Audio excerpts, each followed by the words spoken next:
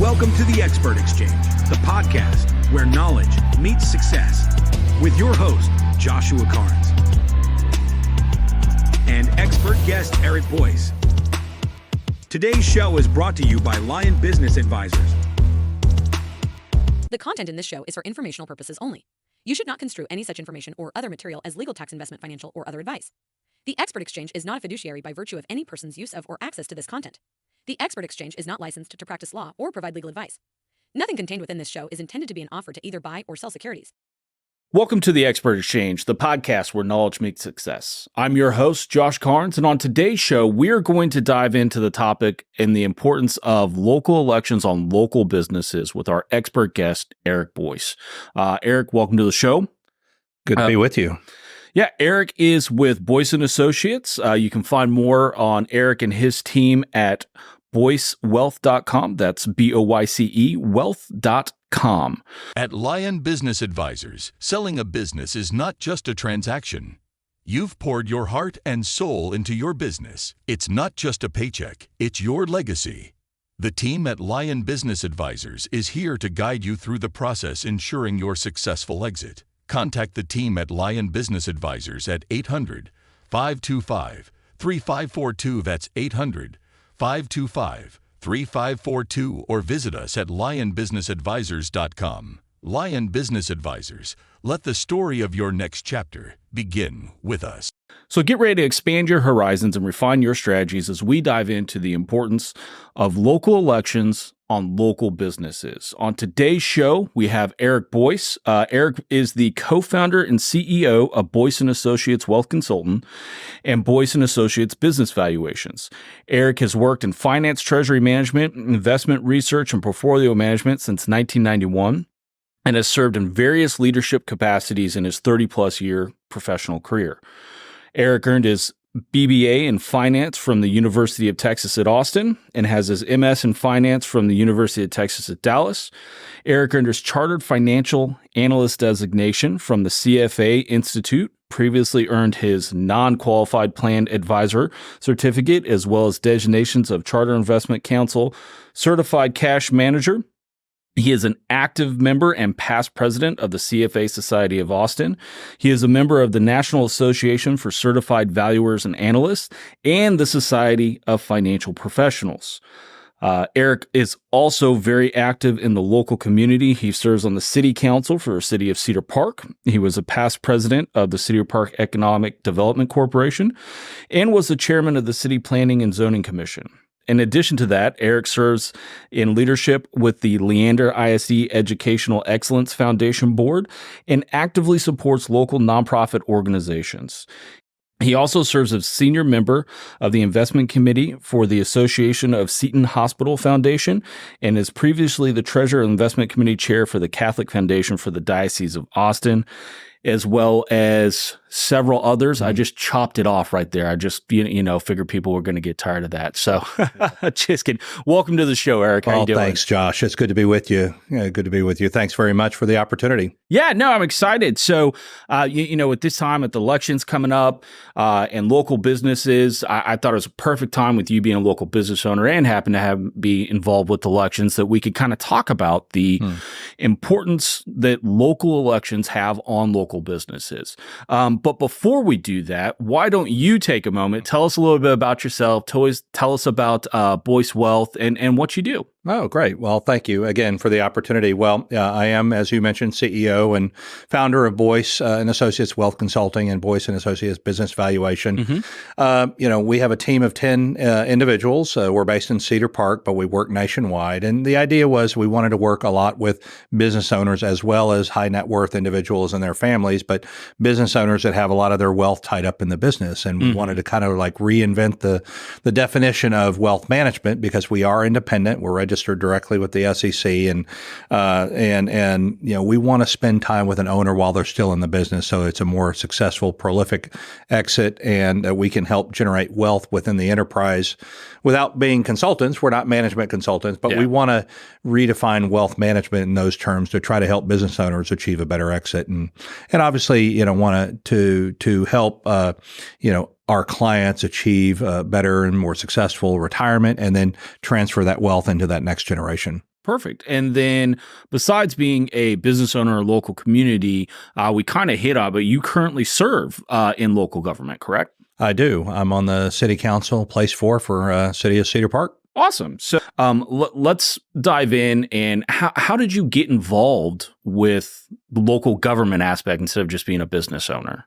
Well, that's a very provocative question, because I think if we were having this conversation about 8 or 9 years ago, I would have told you there's no way in God's green earth that I would be in elected office. But one thing led to the other, and you'd mentioned in my introduction, I think I got real involved with the Chamber of Commerce, got to know other elected officials and business owners, and through that process, you get tagged as somebody who might be interested. And so the conversation led, and it was a pretty easy conversation for me, because I enjoyed service in a lot of different areas, from my faith community, University of Texas, on through other local nonprofits. And so when somebody piped up and said, "Hey, would you be willing to serve on a board or commission?" I said, "Sure, I'd be glad to give back to my city." So that led to my involvement with the Planning and Zoning Commission. I eventually chaired that. And then when that term ended, I left and was asked to become a part of the Economic Development Corporation Board, which provides incentives for companies to relocate into Cedar Park. And that was a very enjoyable situation. And after that, then there was an open seat on council, and one thing led to the other, and here I am. They got you, huh? Yeah, two terms later. What does the health of the local economy look like here in Central Texas? How is that going for economic growth? Like, what is that looking like with just Central Texas and Cedar Park? I mean, they're almost touching right now, Austin and Cedar Park. So what does that look like? Well, I think it certainly is a better profile than what we see on the national stage. And by and large, there's, statistics you look at that kind of indicate the economy is doing extremely well. We know that there's a certain degree of labor tightness here in the local market. But clearly we're in a better situation and have better circumstances in terms of overall growth potential and opportunity than other areas of the country. And so as a result, we are seeing net migration into Central Texas. So there is a lot of opportunity, but there's also constraints too. We know that, credit has been a little bit tighter, particularly for certain types of commercial development. And so we do see commercial development kind of bogging down a little bit and people becoming a bit more circumspect. You see the bankers become a little bit more persnickety on their deals and the types of conditions and overlays that they're putting on things. But, we clearly see a desire for companies to want to be here for a lot of different reasons, whether it's Samsung, right? And then you've got a major employer and you have all the second derivative businesses that want to be tied to that logistically, or, it's just companies that want a more favorable business climate, and so on and so forth. So certainly see a conducive environment, even though there are some constraints. Yeah. From a municipal standpoint, what are some of the key opportunities for future growth, right? So obviously it's still growing. So what do you see as those key opportunities?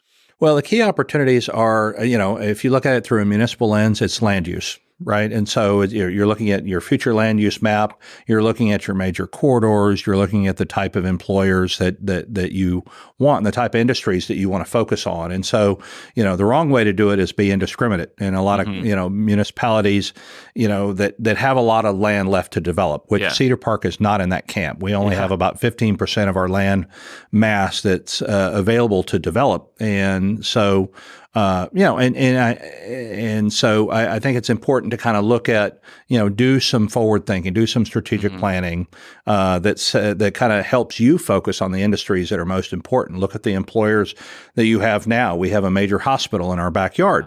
And so, Which is brand new and gorgeous, by the way. Well, thank you. I didn't build it, but thank you. But so when you go through a strategic planning process, what we found is, okay, med tech is important to us. And then we have Firefly Aerospace. And so there's that component. And for a while we had kind of a electronic vehicle manufacturer in our backyard. So they thought automotive would be good to have in that ecosystem. And obviously semiconductors goes without saying. But that's really important. But then tying that and the potential users for space to the space itself. And so it's identifying areas for development that are really well suited from a topographical standpoint, from a logistics standpoint, to an access standpoint, for those types of businesses. And that goes to, if you need a secure clean room, environment for some users, or you need controlled access for some other users that may have protected and secure information, or you need a different user that needs more kind of like R&D space. So it's kind of that flex tilt wall with an office attached kind of a space. And so it's a long-winded answer to your question, but I think it all gets down to land use and foresight and planning.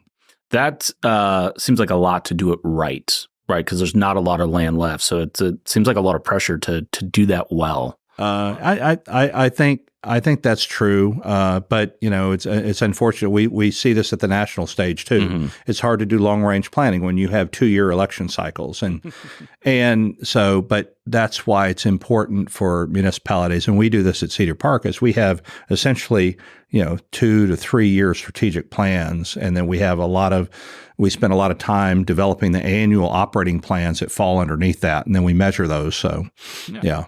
Let's see here. So what are some of the challenges from a multi-jurisdiction development state? So, Cedar Park almost does touch Austin, and then you have both the counties overlapping and you have counties rolling into both cities. So what are some of the challenges you're seeing from that standpoint?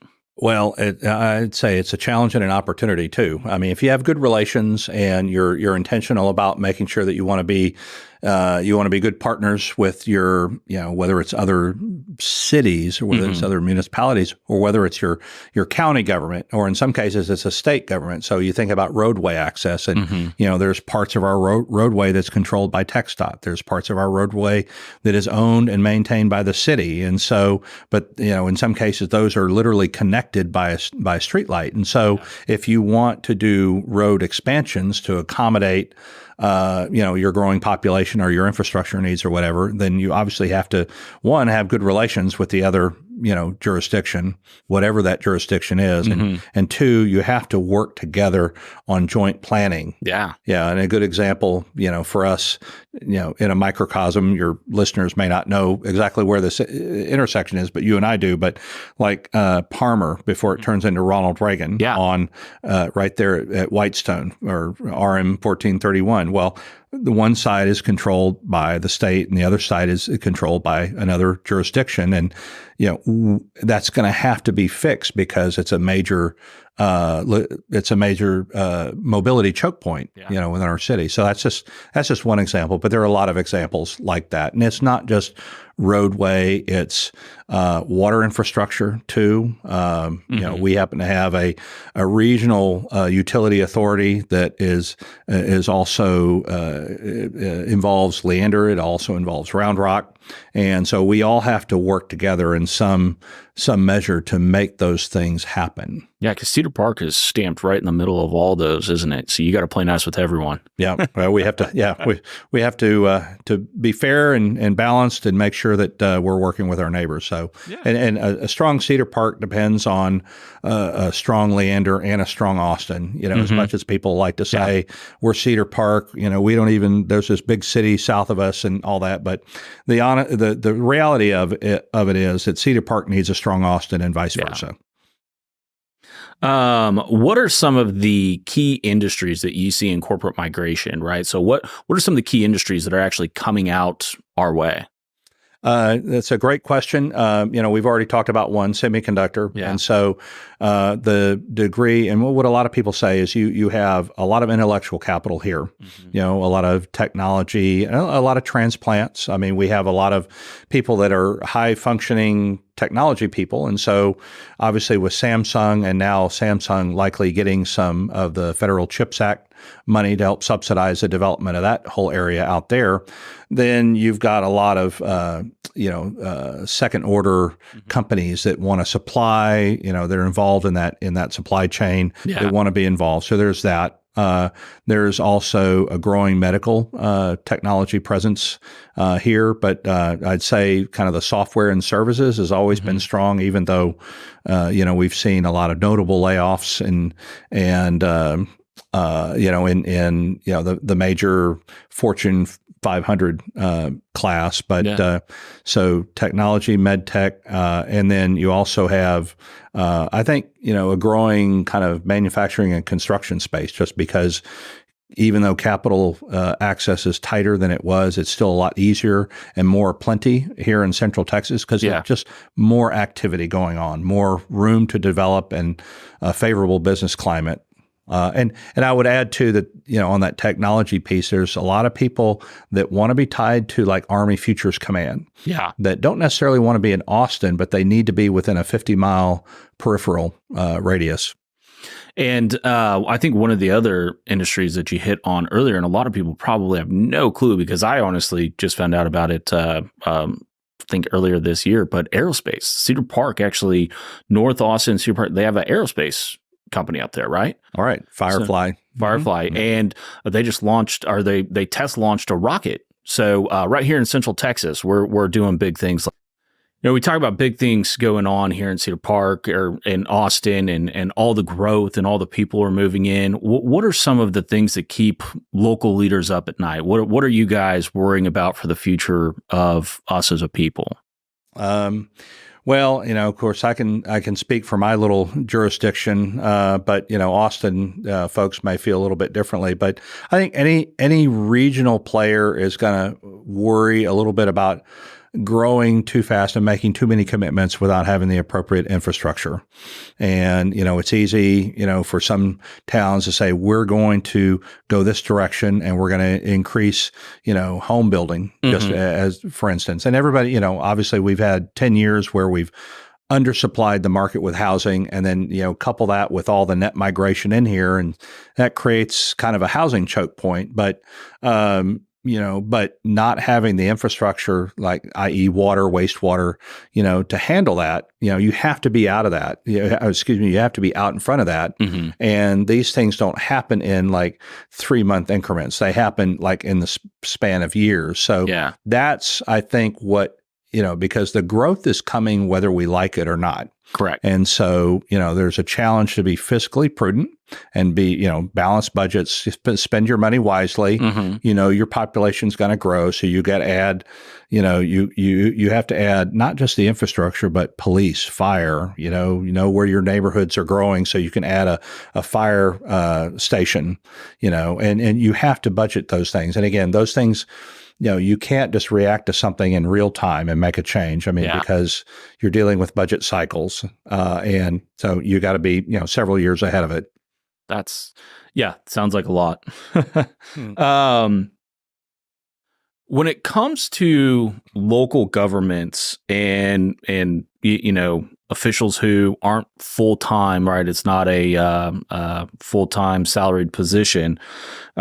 How do you measure success, and how do you hold yourselves accountable to the people who put you into office?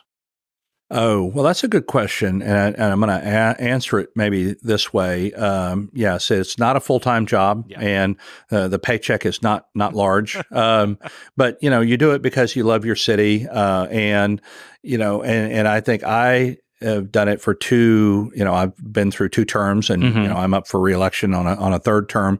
But, what I can say is that we have a wonderful staff.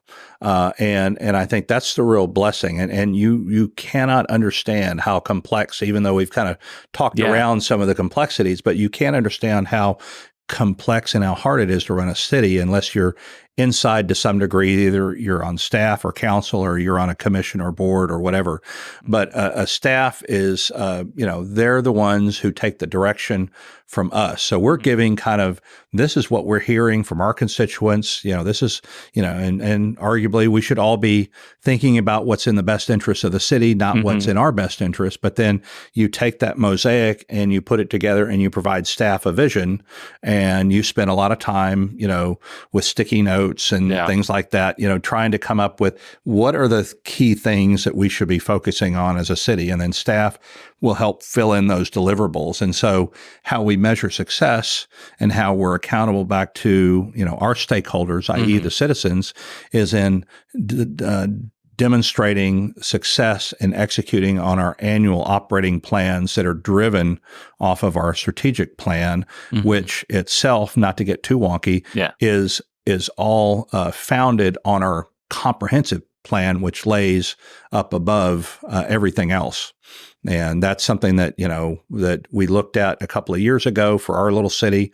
But, we first, tackled the comprehensive plan like 10 years ago. And it's supposed to be kind of a durable, I'll call it an investment policy statement on how we should be executing the growth of the city. And then those strategic plans just kind of fit up underneath that. Then, not to put a stamp on it, but at the end of the day, all local leadership is held accountable by elections, right? Right. So it is pretty interesting. And quick side note for all the business owners out there: if you like your business economy, get out there and support what's actively going on. If you don't like it, get out there and change it, whatever side you're on. So local elections have. I don't want to say local elections have consequences, but they have implications on what happens with those local businesses, right? So, speaking of local business, what are some of the resources that are available to help local business owners through their local government that they might not be aware of? Well, I think a lot of people don't realize that a lot of the smaller cities have really vibrant chambers of commerce. And, if you're looking for an ecosystem, to tap into where, you have people from disparate businesses, but we all have our experiences. You're a business owner. I'm a business owner. We have our unique experiences. Yeah. And I think, it's an environment that I've found in some of the chambers that I'm in touch with, that there's a real strong spirit of wanting to pay it forward. Yeah. And so oftentimes it's a peer-to-peer interaction where you're getting in kind of a safe way, because a lot of people business owners are inherently proud and maybe in some respects overconfident. And so they're sometimes reluctant to want to, air the dirty laundry to say, these are the problems I'm having. But if you can break down those barriers, then relationships that you can nurture within an environment like a chamber would be good. Not obviously for certain types of businesses. There's a small business development center that's underneath kind of the SBA, and you can get, some pretty good consultation from that environment. Yeah. I think it's pretty interesting too. I don't know if it's a Southern thing or what, but Central Texas is probably one of the most welcoming business environments for business owners. It is one of the easiest places if a business owner is out there and starts a new business, get plugged in at the local chamber. Other business owners who aren't getting paid are going to step up and help. If you need a connection here in Central Texas, you and I are in a couple networking groups, and it always surprises me just how welcoming other business owners are to help other business owners and to get them plugged in. So the local chambers are a great place to get plugged in, or any of those. Yeah. Anything else, Juan? Well, and you mentioned the various networking groups, and some are more industry specific. But it's really, it speaks to the power of association, and and you can have people from a lot of different industries participate. You've got the Regional Manufacturers Association. You have the Association for Corporate Growth. But then you have Texas Association of Business Brokers. So slight plug to TAB. It's there. Yeah, serve on the state board for that one. Yeah, we love our business and then a group brokers that you and I are both involved in, which is Provisors. And it's just the power of association. Yeah, and I think you're absolutely right. There's some kind of a special ethos here in Central Texas where people want to help each other. Yeah, and it's because we operate all throughout the state as well. It's not the same when you go to events in Dallas, Fort Worth, or Houston. It's just really not. Even though that's not a commercial move here, we're full. They put the cap on it, so go to Houston and Dallas, Fort Worth. No, just kidding. So let me see here. What are some of the biggest challenges that you see facing small municipalities, small government people, like, and I say small, so like not in Austin, a Cedar Park, right? So what are some of the big challenges that are facing those government officials in the foreseeable years? Well, I'd start with, financing your operations, right? I mean, you get money from sales tax, you get money from property tax, and in Texas is unique. We have certain caps on kind of like maintenance and operations, or what they call M&O, and you have caps on the appraised value increases. And so, we had a number of years where we had some really strong market based increases, but the appraised values were kind of like trying to catch up. Because they were capped. Yeah. But, that's getting to a point where that's going to intersect. And so it's going to create more challenges. Again, I'll use challenges and opportunities, right? Because if you're ahead of it and you see it off in the distance, you can react to it. But some people inherently are going to miss that, and they're going to have to be scrambling. And the last thing you want to do is have to take capital improvement dollars and say, well, we can't do that this year, next year. We got to wait, down the road. And you don't want to do that. But I think the challenges are going to be, for cities, not necessarily using Cedar Park as an example, but we're almost built out. Right? Yeah. And so we've benefited from a lot of de novo businesses, and that helps to drive sales tax growth. And then at some point when you get built out, then there's, the opportunity is redevelopment, but the challenge is that you're not going to have that maybe organic growth, and you're going to have to build, call it like same store sales, over time. And so it just makes you think about that a little bit differently. And long-term funding is something that I think your question was kind of the challenges for cities of that ilk. And I think just the long-term planning and I would add to, and I mentioned this within my comments, but the redevelopment piece, again, for cities that are almost built out, which is a lot around here. So Right. Yeah. And you look at, some cities that are unbounded, they can continue to annex. And of course, the annexation laws have changed. And so that's a whole other podcast. Yeah. But then you have cities that are bounded, right? And so it's going to place more emphasis on the redevelopment opportunity, but it is a challenge too. But you have to have a vision for that going into it. You can't just, it's not recommended that happens. Well, yeah, hope is not a strategy, but you can't sit around and all of a sudden realize, oh, well, we've got a major redevelopment. What are we going to do? And then that you're already behind the 8 ball on trying to tackle that. And so, and Cedar Park is already tapped into the doing redevelopment, right? Right. There's some major redevelopment going on up that way. So we have our Bell District, which for a while was the only part of the city that was witnessing property value devaluation. And so that gets your attention, right? In a world where we have inflation and that property values tend to go up, except in this area, and we recognize that. And even though we're seeing deliverables kind of hit now, like our new library will be coming online in nary a few months, but that planning started literally about 10 years ago. Yeah, or not. Very very close to 10 years ago. So it's not quick. No, it's not quick. No, you guys didn't think about that library last year and just say there it is. Yeah, nothing in government moves very fast. I think we all read the headlines and understand that pretty well. What are some of the biggest opportunities that you see for local business owners to get involved with local government and kind of work together to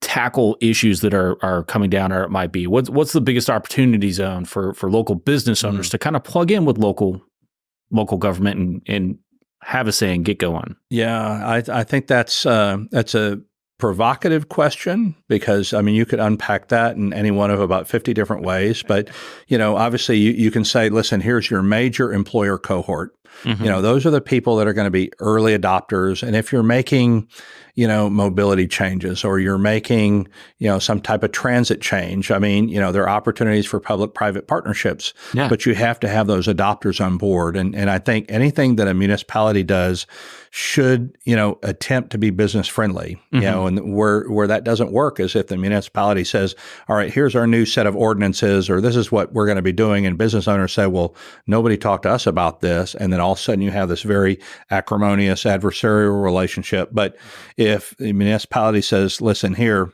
or local leaders say, listen, here's a vision. This is what we're thinking about. How do you feel about it? Maybe have some focus groups, and you have the early adopters, and then they influence smaller business and that comes along. Yeah. And, and they're the ones who, obviously, if you're dealing with a PPP or public-private partnership, they're the ones that can afford to invest in that type of thing, where the smaller business owners are going to be probably net users, maybe meaning that they're not going to have the resources to help fund a transit, some type of transit or other modality or whatever, but they're going to be using it. But they want, I think that's treating them as stakeholders, which they are, and collecting the input from small business owners is really valuable to help local leaders kind of understand what's on the minds of the business community. And because ultimately this is all about, creating primary jobs and it's creating, wealth and opportunity for its citizens. And so, anytime you can engage business, in these kinds of conversations about things like, transit and mobility and things like that, I think it's a win-win, even though you may not see the benefits or the results in real time. Yeah. Like I said, everything moves in longer increments, and you just have to be patient, but I think you have to be diligent too. So hopefully that answers the question. Yeah. And my follow-up with that is, so for business owners that are watching this podcast and they go, you know what, I do kind of want to get a little bit more involved. I want to reach out to my local leadership and see how I can get involved. What recommendations do you have for them? What first steps? Like, how does that look if I'm just business owner sitting at home and I go, wow, Eric had some good points, I'd like to help. What next steps can they take? Well, I invite everybody to get involved in, understanding your, at least our civic backdrop and getting involved and, attending a meeting. I mean, we know the Boy Scouts are obligated to have some kind of, civic service kind of opportunity. We see Scouts show up at our meetings a lot, but that's interesting. Yeah, and that may not be the best start to that to the answer to that question, but I think getting to know elected officials, reaching out. There are multiple ways to reach them, that you can find on the city's website, any city's website, and getting to know them, getting involved in your chamber, understanding what the chamber advocates for, because every chamber is going to have, some type of advocacy program that, they're going to carry the flag for small business. And so, you want to understand what they're advocating for and to be an input into that. Yeah. But then understanding how local government works.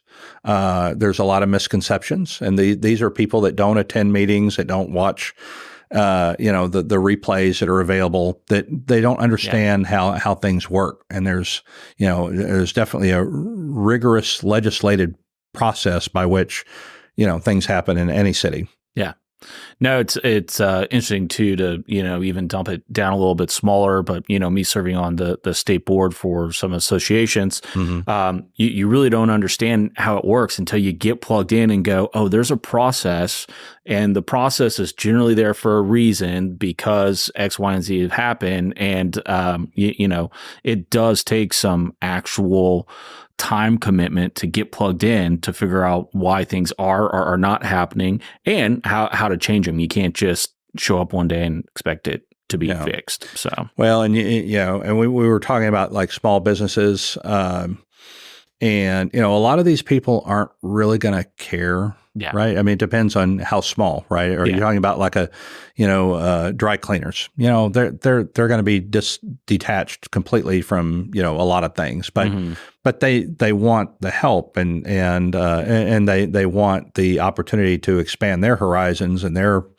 visibility in the community. And I think, for those folks, and interesting, I just had this conversation with some members of the chamber yesterday, that's where they should start. Because that, and it's not just about paying a dues and then just saying, hey, putting a sticker in your window. It's about engaging and connecting with other local business owners that have the same problems that they do. Yeah, yeah. Connection is huge, and go back to Cedar Park is probably, or Central Texas and Cedar Park included, are one of the most welcoming business communities. So for those business owners that are shy or wondering how to get involved, I'd say just take those first steps. Show up to something. Show up to a chamber meeting. Reach out and take Eric to coffee. Do something. I do like coffee, so yeah. Yeah. And if you're up in the Cedar Park Way, he was talking about that junction at Palmer and 1431, that road that has 4 different names. There's some great coffee shops up that way, some new restaurants up that way. So lot going on up there. As we kind of wrap up here, I want to ask, I think that, we hit on this, and for those who missed it, the paycheck for being a city council member is 0, correct? Right. So at least for our town. Some cities actually pay their people, but for our most local smaller cities, it's not paid. So in order to do that, you really are serving, right? You're taking your own time and donating that back to the community. So I would say, because for those who know me, we've done some nonprofits and stuff like that. You have to have a passion to serve on those nonprofits, or it doesn't work. So I'll wrap up with this. What is your current passion for serving in local government? Why are you doing this? Well, I'm doing it for the citizens that live here now, and I'm also doing it for the citizens that will be here down the road. And and I think stewardship in all levels is very important. You mentioned the nonprofit stewardship and nonprofit. You can have a viable, perpetual enterprise that is going to provide a sustaining benefit to, our community and the city. Unfortunately, we have very poignant examples of cities that have fallen into, I'll call it, disrepair, and then they have to be resurrected. And so, again, nothing happens in real time. Everything is like tectonic shifts over time. And if you're not out in front of it, you're going to get caught. And then you have a real problem on your hands. And so, but I love this city, and there's, and I know that, that there's a lot of love across the city for the city, a lot of pride. And, my sense of duty is to help add, lay a few pavestone bricks to the future. And at some point it'll be time to hand off, and I'll gladly hand off to the next person that wants to run for place 4. But, and I think for my standpoint, not to kind of wax too political, but, when you serve 3 terms or 6 years, I mean, that's a nice investment of one's lifetime. You think about the average lifespan, and, you can commit, I'll be optimistic and say like 5 to 7% of my life to helping the city, and then hopefully doing some good and laying some foundation for the future, and then let somebody else come in that has, renewed passion and energy and things like that. That's what I think every city should want. And, and I don't feel entitled. I feel like I'm still doing it for the right reasons. And, you just look down the street and you see people playing in the park, or you see, announcements of businesses moving to Cedar Park, and it reminds you the importance of doing what you're doing. Yeah. And it reminds you the importance of the staff that you have that supports. And we have an awesome staff, and city employees. So. No, that's great. So, as we wrap up here, why don't you go ahead and tell the people how to get a hold of you? If you have anything else for Boyce & Associates, if they want to get a hold of you, what's that look like? Yes, absolutely. Well, you mentioned it earlier, but our website is basically boycewealth.com, or Valuation Company, which is separate from our wealth management company, is boycevaluations.com. Our phone number is 512-522-4838. And you can reach me at eric@boycewealth.com. Perfect. And then a quick side note, I'll dump on him there. If you own a business, talk to a business valuation person, find out what your business is worth. You're going to exit someday. And so you know what you're working with and how to plan strategically. I know it's has nothing to do with the election cycle, but talk to business valuation people. They know what they're doing. So as we wrap up here, if you enjoyed the conversation, if you enjoyed what you heard today, You can be sure to connect with us on social media. You can find us on X at the EXP Exchange or visit our website at expertexchange.pro, that expertexchange.pro. For more resources and information related to the day's episode, you can reach out to our expert guest online at boycewealth.com. That's BOYCE wealth.com. And remember, success is a journey, and we're thrilled to be a part of yours. We'll catch you on the next episode of the Expert Exchange.